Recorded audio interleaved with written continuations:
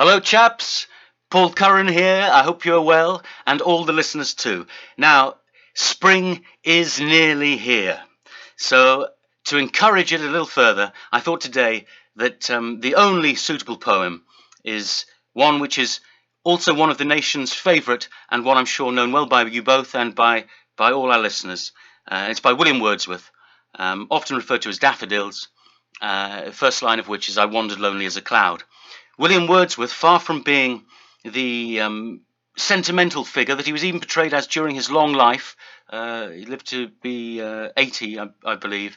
In fact, he was a hardy man of nature. He loved the Lake District, of course, and this poem was first thought of following a walk, I believe, early in the 19th century, 1804, I think, later published, not that well received, but the revised version, which we all know and love, 1815 is the date associated with that.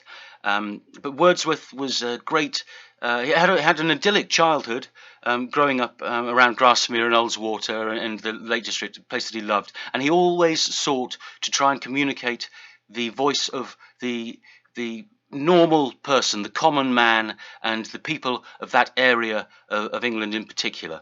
And he succeeded in doing just that. And during his long life, he loved walking. He would think nothing of when he was quite an age of walking 15 miles just to have a chat with fellow poet Southey. And I think his love of nature and his love of springtime is it can be heard still in the wonderful words of this poem.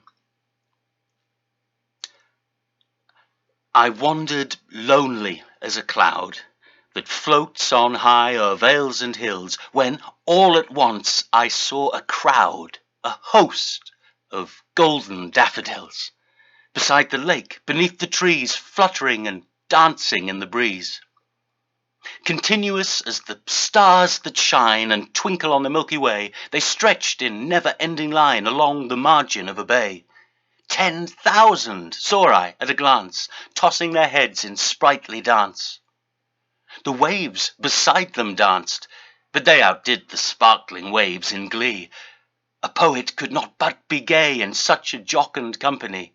I gazed and gazed, but little thought what wealth the show to me had brought.